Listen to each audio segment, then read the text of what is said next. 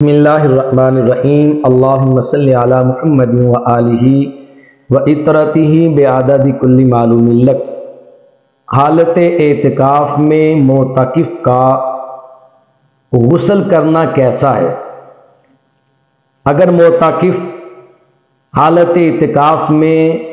گرمی کی وجہ سے پسینے سے شرابور ہے، سخت برا حال ہے، وہ غسل کرنا چاہتا ہے تو اس کا غسل کرنا کیسا ہے؟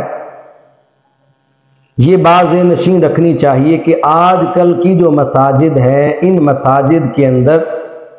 جو وضو خانے، طہارت خانے، غسل خانے بنائے جاتے ہیں، یہ مسجدوں کے ساتھ متصل ہوتے ہیں اور مسجد کی حدود اور مسجد کی باؤنڈری کے اندر موجود ہوتے ہیں۔ اس صورت میں اگر کوئی معتکف غسل کرنا چاہے، چونکہ غسل خانے مسجد کے ساتھ متصل ہیں،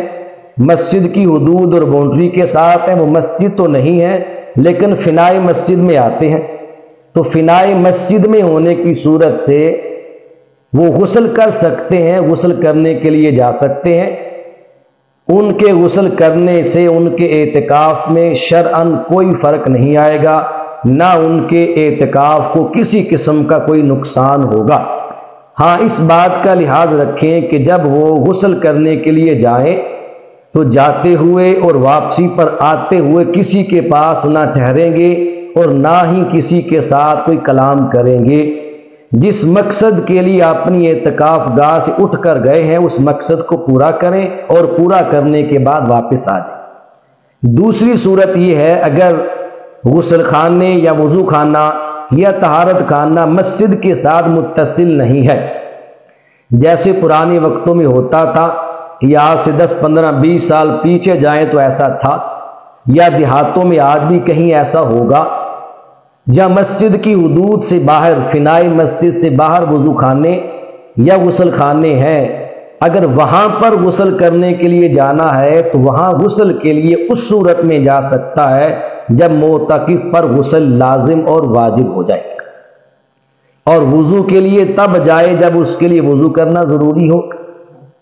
اور پیشاب پخانے کی حاجت کے لیے باہر جا سکتا ہے۔ دوسری اہم بات یہ ہے، اگر حالت اعتکاف میں معتکف رات کو سونے کی حالت میں یا دن کو وہ لیٹے اور سو جائے، سونے کی حالت میں اس کے کپڑے ناپاک ہو جائیں،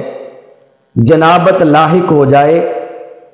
تو اس صورت میں وہ معتکف ظاہر ہے غسل کرنے کے لیے اٹھے گا، اٹھ کر غسل خانے کی طرف جائے گا، اور جانے کے لیے اسے مسجد سے گزرنا ہوگا،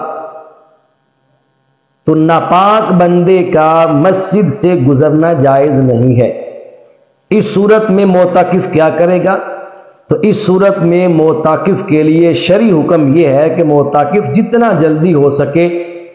وہ اٹھے، اپنے غسل کی تیاری کرے اور مسجد سے گزرنے کے لیے پہلے تیمم کرے۔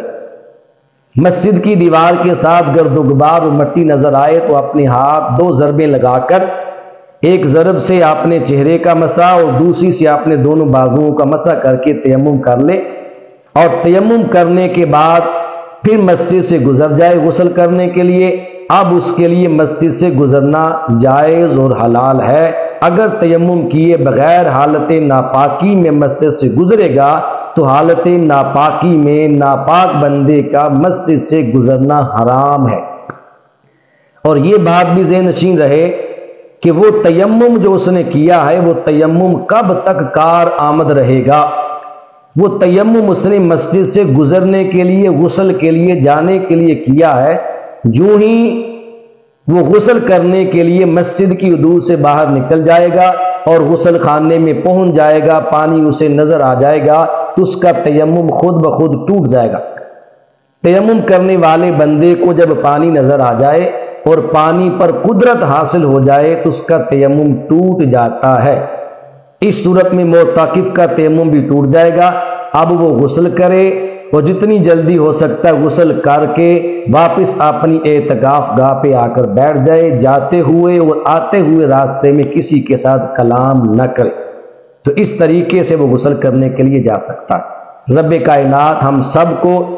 اعتکاف کے مسائل کو صحیح معنوں میں سمجھ کر اعتکاف کرنے کی توفیق نصیب فرمائے۔